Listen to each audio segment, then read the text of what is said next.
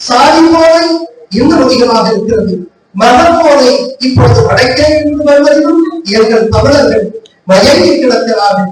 எனவே டாஸ்மாக் போதையில் தொடங்கி சாதி போதை, மத போதை, சினிமா போதை, ஊழல் போதை, எல்லா போதைகளிலும் என் தமிழர்கள் இருக்கிறார்கள். எனவே எனக்கு மகத்தான பொறுப்பு இருக்கிறது.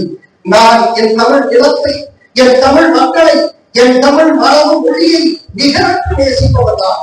அதனால்தான் IAS நான் 1988 இந்த UPSC நடத்தப்படக்கூடிய இந்த தேர்வை சந்திக்கக்கூடிய நிலையிலே உங்களுக்கு தெரியும், particular examination, main examination, personality test என்று 3 கட்ட நிலை இருக்கிறது.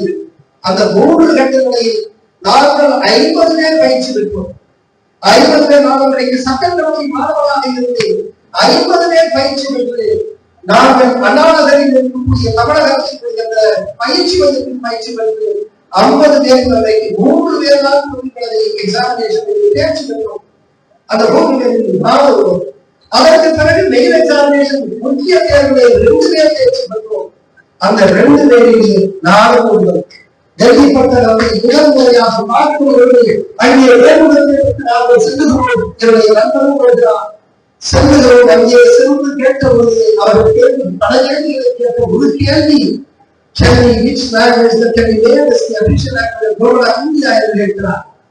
இந்தியாவுடைய ஆட்சி மொழியாக நிறைவேற்றிக் கொள்ளலாம் என்று இவர்கள் கேட்கிறார். நான் 28 வயது இளைஞர், ஒரு எளிய விவசாயி, புதுக்கோட்டை மாவட்டத்தில் ஒரு சாதாரண குக்கிராமம் நெருங்கடி என்ற கிராமத்தில் ஒரு எளிய விவசாயியுடைய கடைசி மக்களாக கலந்துகளோடு சென்னைக்கு புறப்பட்டு நாம் இங்கே வந்து முதல் முறையாக டெல்லி பட்டணத்திலே பார்த்து UPSC வளாகத்தில் நுழைகின்ற பொழுது அவர் கேட்கின்ற கேள்வி இக்கட்டான ஒரு கேள்வியாக இருக்கிறது.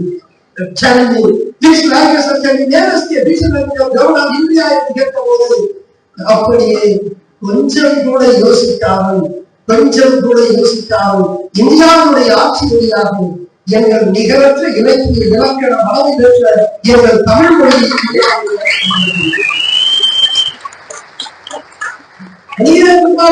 வெளியே அவர் என்னை விட மூத்தவர். அவர் இந்திய ராணுவத்திலே பணியாற்றிய காரணத்தினால் அவருக்கு விதிவிலக்கு வயது வரம்பிலே அவர் 34-35 வயதில் உள்ளவர். எனவே அவர் முடித்துவிட்டு வெளியே எனக்காக காத்திருக்கிறார். அவரிடம் கேட்கிறார் சகாயம், எப்படி இந்த இன்டர்வியூ எப்படி பண்ண நல்லா பண்ண, இந்தியாவுடைய ஆட்சி மொழியாக எது வைக்கலாம்னு கேட்டது தமிழ் வச்சுட்டு சொல்லிட்டு அவர் சொன்னாரு, உண்மையோட சொன்னாரு. ஏன்னா அவர் என்னையோட மூத்தவர். அப்ப நான் தமிழ் பாடம் சொன்னேன். இரண்டாம் தூசத்தேரா இருக்க ஒரு கொள்கையெல்லாம் காப்பீட்டுக்கு இதுவா தேவை. IAS வாங்கிட்டு போய் அப்புறம் நீங்க கொள்கையெல்லாம் காட்டலாம்ல அப்படின்னு சொன்னாரு. அப்ப நான் சொன்னேன், அப்படியெல்லாம் காட்ட முடியாது. அதுக்கெல்லாம் ஒரு வளர்ந்து வேணும். கொள்கையெல்லாம் இப்பவே இருந்தாதான் அப்போ காட்ட முடியும். அப்படிப்பட்ட ஒரு சூழல், அப்படிப்பட்ட ஒரு சூழலில் நேரத்தை அப்படிப்பட்ட ஒரு சூழலில் நான் சொன்னேன், இங்க பாருங்க, IAS தமிழா அப்படின்னு ஒரு கேள்வியை கேட்டா இந்த IAS கேட்டா என் தமிழே தமிழ்நாட்டின் கடைசிக்கு அதற்காக மொழிகளின் அந்த கன்னடத்தை நேசிப்பவர்கள் என் சகோதரர்கள், தெலுங்கை நேசிப்பவர்கள் என் சகோதரர்கள், உருவை நேசிப்பவர்கள் என் சகோதரர்கள். நான் என் தாய்மொழியை நேசிப்பது போல அவரவர் தாய்மொழியை நேசிப்பதற்கு அவரவருக்கு உரிமை இருக்கிறது.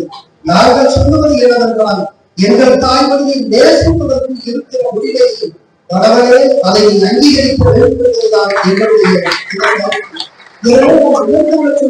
சொன்னால், இன்றைக்கு என்னை பரிமாற்றம் செய்ய அந்த